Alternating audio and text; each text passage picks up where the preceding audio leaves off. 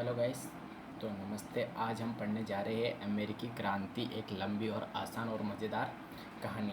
तो स्टार्ट करते हैं कहानी की शुरुआत। जब अमेरिका सिर्फ उपनिवेश था, उपनिवेश का अर्थ होता है एक देश दूसरे देश का गुलाम होता है।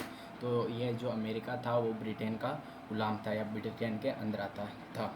तो सोचो 1700 ईस्वी के समय में अमेरिका नाम का एक कोई आज़ाद देश नहीं था ही नहीं। कहने का मतलब है 1700 ईस्वी के टाइम पे अमेरिका नाम का कोई आज़ाद देश नहीं था। देश तो था लेकिन यह इंग्लैंड या ब्रिटेन के अधीन था। तो ये इंग्लैंड ब्रिटेन के राजा का इलाका था। तो 13 बड़े बड़े हिस्से थे। बोलते कितने बड़े हिस्से थे? 13, जिन्हें 13 कॉलोनीज़ कहा जाता था। इनमें से यूरोप से आए लोग रहते थे। इनमें कौन रहते थे? यूरोप से आए लोग जो खेती, व्यापार और मछली पकड़ने का काम करते थे। लेकिन इनके ऊपर ब्रिटिश का पूरा कंट्रोल था। ब्रिटेन कहता था, देखो भाई, तुम्हें लोग चाहे यहाँ रहो, लेकिन कानून टैक्स सब कुछ हमारी मर्ज़ी से चलेगा। तो कहने का मतलब ये ब्रिटेन कहता था यूएसए वालों से कि हम टैक्स लेंगे।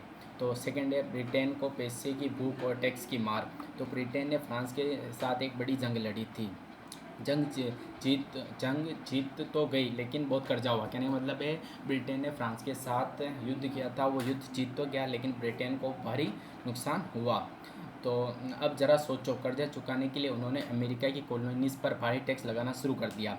तो ब्रिटेन ने अपना कर्ज की भरपाई करने के लिए जो अमेरिका था उस पर टैक्स लगाना शुरू कर दिया। तो टैक्स के अंदर क्या क्या क्या था? तो एक तो था चीनी और शरबत जैसी चीज़ों पर टैक्स। तो सबसे पहले उन्होंने क्या किया? चीनी और शरबत जैसी चीज़ों पर टैक्स लगाया। उसके बाद हर कागज़, अखबार और लाइसेंस किताबों पर टैक्स। अखबार है, कागज़ है, लाइसेंस है, किताबों पर टैक्स है। थर्ड है कांच, पेंट और चाय पर टैक्स। किस किस पर टैक्स? चाय, पेंट और कांच पर टैक्स। अमेरिका के लोग बोले, अरे भाई हम पर टैक्स लगाओ, लेकिन हमारे पास ब्रिटिश संसद में कोई प्रतिनिधित्व भी नहीं है। तो कहने का मतलब है कि अमेरिका के लोगों ने कहा कि हम पर टैक्स लगा रहे, कोई दिक्कत नहीं, लेकिन हमें जो संसद है उसमें एक सीट तो होनी चाहिए। तो उन्होंने कहा नो टैक्स विदाउट रिप्रेजेंटेशन। तो गुस्सा फूटना स्टार्ट हुआ। तो 5 मार्च 1917 की रात बोस्टन में लोग सड़क पर ब्रिटिश सैनिकों से भिड़ंत हो गई। हवा में गाली गलौज, बर्फ़ के गोले और फिर गोलियाँ चली। कहने का मतलब ये है कि अमेरिका और ब्रिटेन के लोगों के बीच में लड़ाई हो गई, क्योंकि वो अमेरिका पर ब्रिटेन टैक्स ले रहा था ना। तो 5 लोग मारे गए। यह घटना अखबारों में ऐसी छपी जैसे ब्रिटेन ने निर्दोषों की हत्या कर दी हो। कहने का मतलब ये है कि अखबारों में छप गया और सारी गलती ब्रिटेन की बताई जा रही थी। तो ये सीन था ना। तो लोगों का गुस्सा अब भड़कने लगा। तो लोगों में गुस्सा अब भड़कने लगा। चाय के कप में तूफान। तो 1973 में ब्रिटेन ने टी एक्ट पास किया।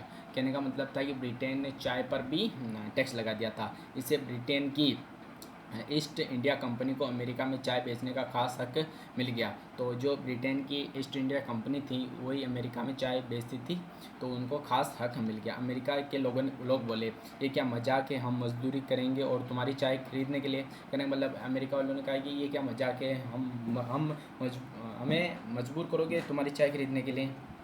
तो 16 सितंबर 1973 को कुछ लोग मतलब ये एक जनजाति थी, जनजाति का भेष पहनकर जहाज़ पर चढ़े और 342 बॉक्स चाय समुद्र में फेंक दी। कहने का मतलब थे अमेरिका के कुछ लोग, जो एक जहाज़ जा रहा था ब्रिटेन का, तो उस पर चढ़े और उसमें जो चाय के पैकेट थे, 342 चाय के पैकेट थे, उनको नीचे फेंक दिया। मतलब बक्से थे कहने का मतलब। तो इसे कहते हैं बोस्टन टी पार्टी। तो ब्रिटेन का पारा चढ़ गया। तो ब्रिटेन को गुस्सा आया। तो ब्रिटेन ने पलटवार किया। ब्रिटेन ने बोस्टन का बंदरगाह ही बंद कर दिया। तो ब्रिटेन ने क्या किया कि जो बोस्टन का बंदरगाह था वो बंद कर दिया। स्थानीय सरकारों की तनख्वाह छीन ली। जो वहाँ की स्थानीय सरकारें थी उनकी तनख्वाह छीन ली और सैनिकों को आम लोगों के घर में ठहरने का हुक्म दिया। तो सैनिकों के जो आम घर थे उनमें ठहरने का हुक्म दिया। अब यह सब देखकर अमेरिका के लोग समझ गए कि अब कुछ बड़ा करना पड़ेगा।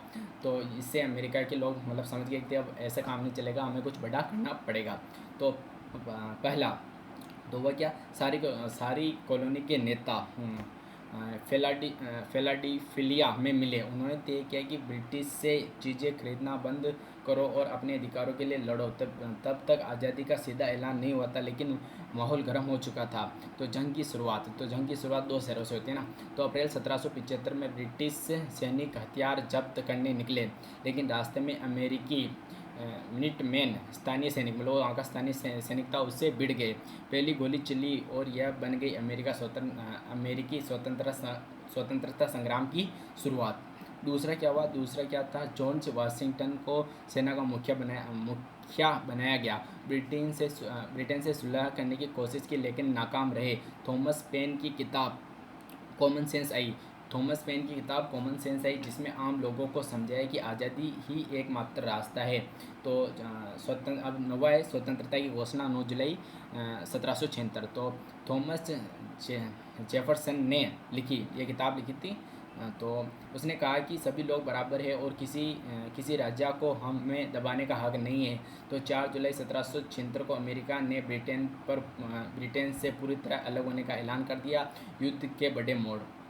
तो 1777 में अमेरिका की जीत हुई और फ्रांस ने मदद शुरू की। और 1778 में क्या हुआ, कठिन सर्दी थी, लेकिन वाशिंगटन की लीडरशिप ने हिम्मत बढ़ाई, मतलब बहुत सर्दी में भी उन्होंने लड़ाई की और जीत गए। फ्रांस की मदद से आखिरी बड़ी जीत, ब्रिटिश जनरल कॉर्नवालिस ने हथियार डाल दिए। कहने का मतलब है ब्रिटेन ने हथियार डाल दिए। तो और अंत पेरिस की संधि से 1783 में हो गया। तो ब्रिटेन ने मान लिया कि अमेरिका अब आज़ाद है, कॉलोनीज मिलकर यूनाइटेड स्टेट ऑफ अमेरिका बन गई। हमें इससे क्या सीख मिलती है ना। तो लोग जब मिलकर न्याय के खिलाफ खड़े होते हैं तो बड़ी ताकत बनते हैं। और दूसरा है, आज़ादी की कीमत मेहनत, बलिदान और एकता से चुकानी पड़ती है। आज़ादी की कीमत हमें मेहनत, बलिदान और एकता से चुकानी पड़ती है। ठीक है, तो ये था अपना आज का क्वेश्चन। तो धन्यवाद, मिलते हैं इसी नई क्लास में, तब तक के लिए धन्यवाद। जय हिंद, जय भारत।